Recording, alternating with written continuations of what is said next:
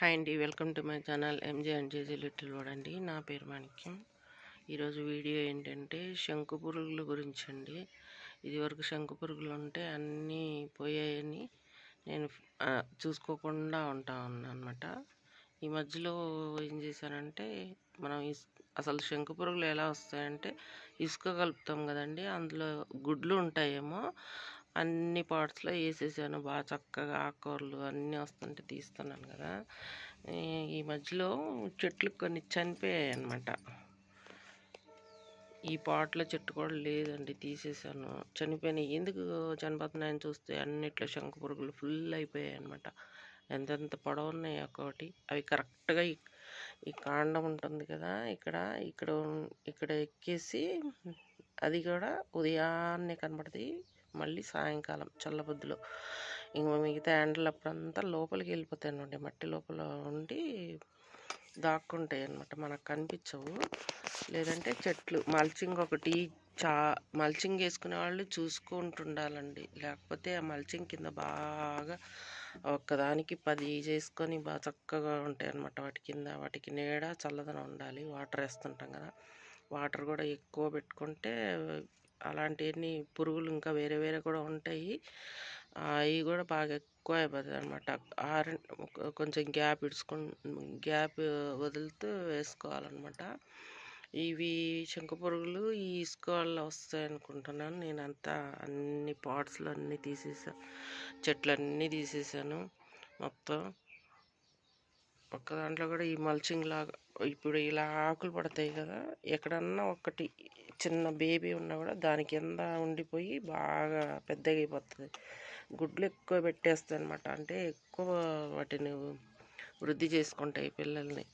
అందుకని మనం ఈ శంకు పురుగులు లేకుంటే వేసుకోవచ్చు, కానీ ఉంటే మాత్రము ఇట్లా అంతా వాటిపైన ఏం ఉండకూడదు. ఇప్పుడు ఈ చెట్టు ఆకు రాలి ఇక్కడ పడుతుంది కదా, దాని కింద ఉండిపోతాయి. అయితే ఇవి ఎలా వీటిని మరి లేకుండా చేసుకోవచ్చు అంటే, ఇదంతా క్లీన్ చేసుకొని ఇట్లా పెట్టుకోవాలి. కొంచెం పొగాకు పొడి, వేపపిండి కలిపి వేసుకోవాలి. ప్లస్ మరి పెద్దవి ఉంటాయి కదండి, బాగా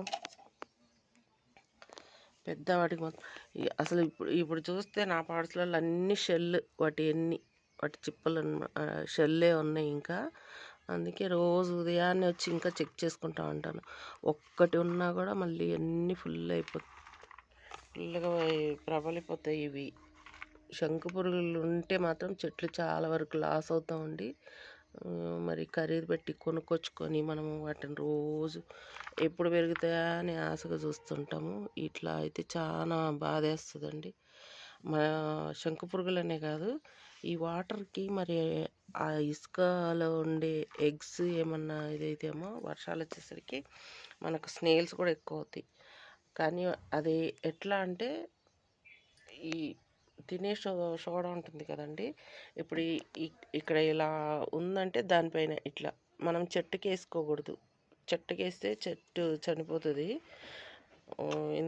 ఎందుకంటే అవి చెట్టు ఆకుల పైన ఇట్లా వేసినా కూడా ఇది మాడిపోతుంది. అట్లా అనమాట దీన్ని. కాకపోతే చెట్టుకి ఏం కాకుండా ఇక్కడ పురుగు ఉందంటే దాని మీద ఇలా వేసుకోవాలి. అవి మళ్ళీ పిల్లలు చేయకూడదంటే ఇలా పట్టుకొని ఇట్లా ఇట్లా ఇట్లా అంతా వేసుకోవాలండి. ఇప్పుడు నేను వారం నుంచి ఇదే చేస్తున్నాను. అన్నీ ఈరోజు చెక్ చేసుకుంటున్నాను అనమాట. ఎక్కడ లేవు, ఎక్కడన్నా ఒకటి కనిపిస్తున్నాయి, ఇట్లా వేసుకోవాలి. ఇట్లా వేసుకుంటే ఈ సైడ్లోనమాట అవి ఉండేది ఎక్కువ పిల్లలు, చిన్న చిన్న పిల్లలు. సైడ్లో వేసుకొని ఇట్లా వేసేస్తే మొత్తం అంతా చెట్టుకైతే వేసుకోకూడదు. చెట్టు దగ్గర ఒకవేళ కనపడతాయి కొన్ని ఇక్కడ తినుకుంటూ, వాటిని ఇట్లా తీసుకొని పక్కకు తీసుకొని వేసేసేయాలి. క్లీన్గా పోతాయండి. శంకు పురుగుల బెడదంటే దీంతో మాత్రం ఖచ్చితంగా నివారణ ఉంది. ఎందుకంటే ఇదివరకు కూడా నేను అంతే చేసా, అప్పుడు లేవు. మళ్ళీ ఇసుక కలిపేసింది. అదే నేను ఎలా వస్తాయి ఇవి అనుకున్నాను.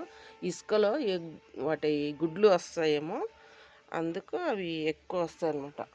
ఖచ్చితంగా ఇది మాత్రం చేసుకోవాలండి. ఆకులు అవన్నీ పడకుండా తీసేసి ఇప్పుడే ఈ సీజన్లోనే చేసుకోవాలి. వర్షాలు అప్పుడు మనం చేయలేము. ఇంకా మనం వాటర్ వేయకున్నా వాటర్ ఉంటుంది. అవి ఎక్కువ అయిపోతాయి. ఇప్పుడైతే అన్నీ వెళ్ళిపోతాయి అన్నమాట, క్లీన్ అయిపోతుంది. తర్వాత వర్షాలు పడ్డా మన చెట్లకి ఏమీ అపాయం ఉండదు. చాలా వరకు చెట్లు చనిపోయాయండి. ఇది చూడండి, ఈ నిమ్మ చెట్టు అయితే పూర్తిగా ఎండిపోయిందనమాట. ఇప్పుడు చూడండి మళ్ళీ గ్రీనరీ వస్తుంది, మళ్ళీ చిగుర్లు కూడా స్టార్ట్ అయినాయి దీనికి. అంటే ఇంకా వాటిది బెడద పోయింది, ప్లస్ నేను దానికి బలానికి ఇవి ఫ్రూట్స్ ఫర్మెంటేషన్ చేసిన లడ్డు లాగా చేసేసి అన్నీ మట్టిలో కలిపి దీంట్లో ఇచ్చాను అన్నమాట.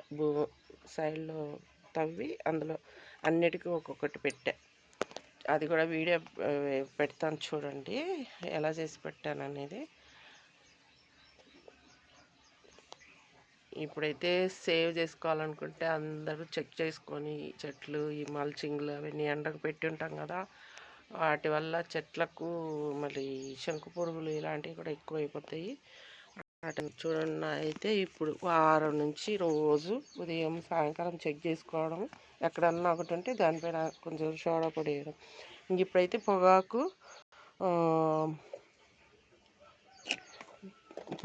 పొగాకు పొడి, వేపపిండి వేసి, ఇదిగోనండి చూడండి, ఇప్పుడే చెక్ చేశాను, నాకు కనిపించలేదు, నేను చూపిస్తా చూడండి. ఇప్పుడు మళ్ళీ కనిపించింది ఒకటి.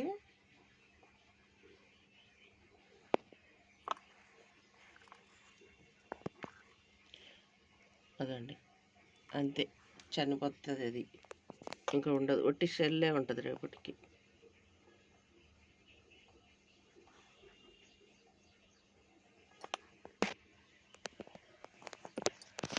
కనిపించిందా?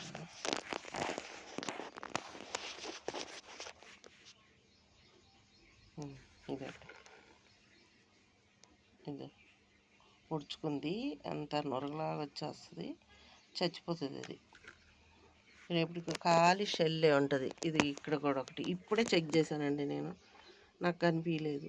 అందుకే ఒక వారం రోజుల వరకు చెక్ చేసుకొని ఇంకా మిగతాయి రాకుండా వాటి చెట్టు రౌండప్లో కూడా ఇట్లా ఒక గీతలాగా వేసుకుండేది మంచిది. ఎందుకంటే ఇక్కడ నుంచి ఇట్లా లోపలికి వెళ్ళిపోతాయి అవి, ఏర్లు తినేస్తాయి అనమాట, ఏరు యొక్క రసాన్ని పీల్చేసుకుంటాయి. అందుకే ఇంక ఇప్పుడే అందరు జాగ్రత్తగా అన్నీ సేవ్ చేసేసుకోండి. శంకు పురుగులు ఈ ఇసుక కలపడం వల్ల వస్తాయి చూడండి. Thank you for watching. ఈ వీడియో నచ్చితే లైక్ చేయండి, సబ్స్క్రైబ్.